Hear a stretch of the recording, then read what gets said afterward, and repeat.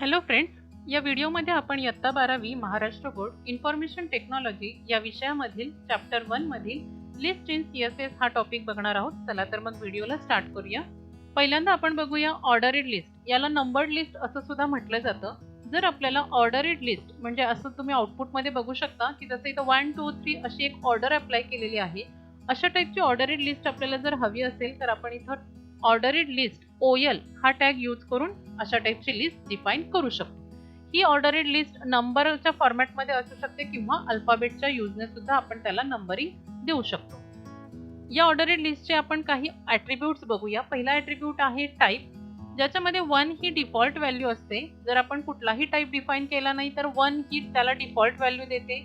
Next आयटमला 2, next आयटमला 3 असं 1 2 3 अशा डिजिटच्या फॉर्मॅटमध्ये आपण ती व्हॅल्यू देऊ शकतो.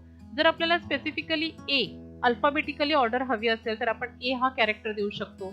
रोमन नंबर आपल्याला पाहिजे असतील तर आपण कॅपिटल I स्मॉल I चा यूज करून आपण रोमन नंबरची ऑर्डर त्याला अप्लाय करू शकतो. नेक्स्ट ॲट्रिब्यूट आहे रिव्हर्स. जर आपल्याला आपले लिस्ट आयटम लिस्ट मधले हे रिव्हर्स ऑर्डर मध्ये जर शो करायचे असेल तर आपण तिथं ॲट्रिब्यूट यूज करणार रिव्हर्स. एखाद्या लिस्ट मध्ये जर स्पेसिफिक आपल्याला स्टार्टिंग पोझिशन आपल्याला डिफाईन करायची असेल तर आपण इथे ॲट्रिब्यूट यूज करतोय स्टार्ट आणि त्याच्यामध्ये जी व्हॅल्यू आपल्याला स्टार्टिंगला द्यायची आहे ती आपण व्हॅल्यू देऊ शकतो. फॉर एक्झाम्पल आपण इथं दिली व्हॅल्यू 5, तर ती लिस्ट जी आहे ती 5 नंबर पासून स्टार्ट होणार.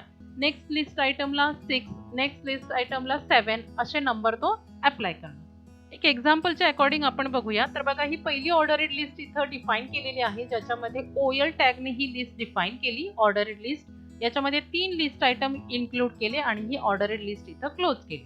अगेन आता आपण आणखी एक ऑर्डरेड लिस्ट घेतली, ज्याच्यामध्ये स्टार्ट हा ॲट्रिब्यूट यूज केला आणि त्याची स्टार्टिंग व्हॅल्यू आपण इथं असाइन केली 50. म्हणजे ही जी लिस्ट आहे ती 50 पासून स्टार्ट होणार ऑनवर्ड. तर याचं आउटपुट बघा अशा टाईपने आपल्याला शो होईल. पहिली लिस्टमध्ये आपण स्टार्टिंग पोझिशन डिफाईन केली नाही, त्याच्यामुळे बाय डिफॉल्ट त्याने 1 2 3 हे नंबरिंग त्याला अप्लाय केले. सेकंड लिस्टमध्ये आपण 50 ही स्टार्टिंग व्हॅल्यू दिली होती, त्याच्यामुळे त्या लिस्ट आयटमला त्याने 50 51 52 अशी ऑर्डर त्याने अप्लाय केली. आणखी एक एक्झाम्पल बघूया आपण ऑर्डरेड लिस्ट, ज्याच्यामध्ये आपण लिस्ट आयटम जे आहे ते रिव्हर्स ऑर्डरमध्ये शो करूया. याच्यासाठी आपण ॲट्रिब्यूट यूज करतोय रिव्हर्स. बघा, इथं ऑर्डरेड लिस्ट घेतली, ॲट्रिब्यूट पास केला रिव्हर्स, 3 लिस्ट आयटम याच्यामध्ये शो केले आणि याचा आउटपुट आहे आपल्याला अशा टाईपने डिस्प्ले होईल 3 2 1. रिव्हर्स मध्ये ही ऑर्डर आपल्याला इथे अप्लाय होते. नेक्स्ट बघूया अनऑर्डरेड लिस्ट. याला बुलेटेड लिस्ट असंही म्हटलं जातं. याच्यासाठी UL हा टॅग यूज केला जातो अनऑर्डरेड लिस्ट साठी. ऑर्डरेड लिस्ट मध्ये जसं आपण 1 2 3 ABCD अशा ज्या ऑर्डर अप्लाय करत होतो तशा ऑर्डर जर आपल्याला नको असतील तर आपण अनऑर्डरेड लिस्टचा यूज करतो. बाय डिफॉल्ट या अनऑर्डरेड लिस्ट मध्ये बुलेटचा यूज केला जातो मार्किंगसाठी. या बुलेट म्हणजे काय असतं तर स्मॉल ब्लॅक सर्कल असतं. ही व्हॅल्यू जर आपल्याला चेंज करायची असेल म्हणजे हा सिम्बॉल जर आपल्याला चेंज करायचा असेल तर तो आपण करू शकतो.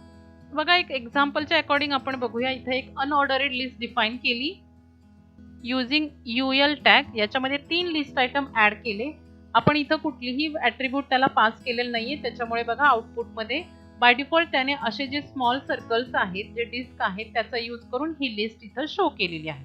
हे अशा टाईपने आपल्याला अनऑर्डरेड लिस्टचं आउटपुट डिस्प्ले होतं. आता याचे काही ॲट्रिब्यूट्स बघूया. तर याच्या ॲट्रिब्यूटमध्ये आपल्याला टाईपच्या व्हॅल्यू डिफाईन करता येतात. आपल्याला डिस्क देता येते, सर्कल देता येतो म्हणजे एम्प्टी सर्कल. जसा आता फिल सर्कल होता ब्लॅक कलरचा, तो एम्प्टी सर्कल म्हणजे फक्त आउटलाईन येते ब्लॅक कलरची, मधला पार्ट हा ब्लँक असतो. स्क्वेअर द्यायचा असेल तर तोही आपल्याला देता येतो. म्हणजे अशा टाईपने 3 टाईपचे व्हॅल्यू आपण इथे देऊ शकतो, डिस्क, सर्कल, स्क्वेअर. आता HTML5 मध्ये हे जे काही टाईप ॲट्रिब्यूट आहे अनऑर्डरेड लिस्टचा तो सपोर्ट करत नाही. त्याच्यामुळे आपल्याला तिथं स्टाईल CSS स्टाईल जे आहे याचा यूज करून आपण हे टाईप त्याला असाइन करू शकतो. तर बघा, ही नोट लक्षात ठेवा की HTML मध्ये आपल्याला बुलेट, सर्कल, स्क्वेअर या टाईपच्या ॲट्रिब्यूटच्या व्हॅल्यू देता येत नाही, तो त्याला सपोर्ट करत नाही. त्याच्यासाठी आपल्याला CSS स्टाईल ही यूज करावी लागते. नेक्स्ट आपण बघूया डेफिनेशन लिस्ट. जर आपल्याला डेफिनेशनची लिस्ट करायची असेल, त्या टाईपमध्ये आपल्याला लिस्ट शो करायची असेल तर इथे DL टॅग यूज करून ते आपल्याला शो करता येते. या DL टॅगमध्ये आणखी 2 टॅगचे हेल्प आपल्याला घ्यावी लागते, जी आहे DT.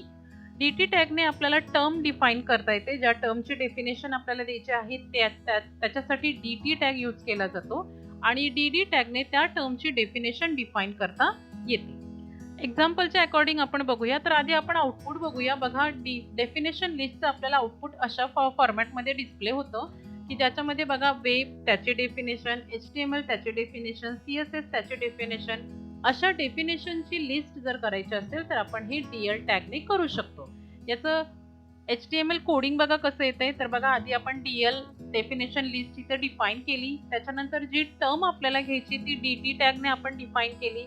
त्या टर्मची जी डेफिनेशन आहे ती DD टॅगने इथं डिफाईन केली. अगेन नेक्स्ट टर्म DT टॅगने, त्याचे डेफिनेशन DD टॅगने, असं करून आपण ही DL लिस्ट इथं डिफाईन करू शकतो.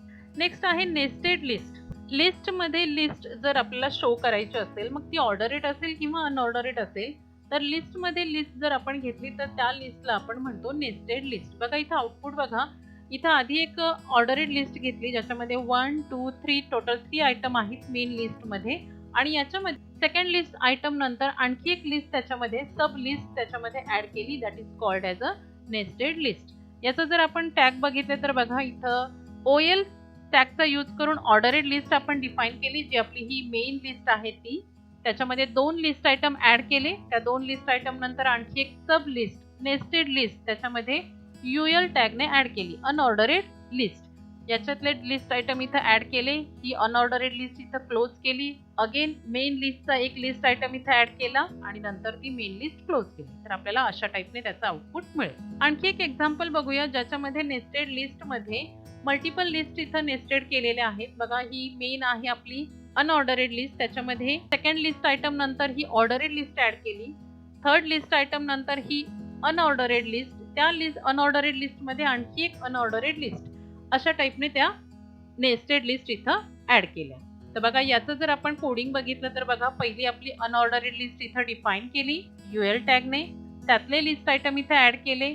2 लिस्ट आयटम झाल्यानंतर एक ऑर्डरेड लिस्ट इथं ऍड केली. त्याचे लिस्ट आयटम ऍड केले. ती ऑर्डरेड लिस्ट इथंच क्लोज केली कारण त्याचे लिस्ट आयटम हे कम्प्लीट झाले. अगेन मेन अनऑर्डरेड लिस्ट मधला एक लिस्ट आयटम इथं ऍड केला. त्याच्यानंतर एक अनऑर्डरेड लिस्ट ऍड केली, त्याचे लिस्ट आयटम. त्याच्यात आणखी एक अनऑर्डरेड लिस्ट ऍड केली, त्याचे लिस्ट आयटम. जसे जसे ज्या लिस्टचे लिस्ट आयटम कम्प्लीट होतील तसे तसे ते लिस्ट आपण इथं क्लोज करतोय. म्हणजे आपल्याला असं जे आउटपुट पाहिजे, जसं आउटपुट रिक्वायर्ड असेल त्याच्या अकॉर्डिंग आपण तिथं लिस्ट या नेस्टेड करू शकतो. तर आजच्या व्हिडिओमध्ये आपण लिस्टचे काही टाइप्स बघितले ज्याच्यामध्ये ordered list, unordered list, definition list, nested list हे टॉपिक आपण कव्हर केले. नेक्स्ट व्हिडिओमध्ये आपण आणखी टॉपिक कव्हर करूया. आमच्या चॅनल सोबत राहा. थँक्यू.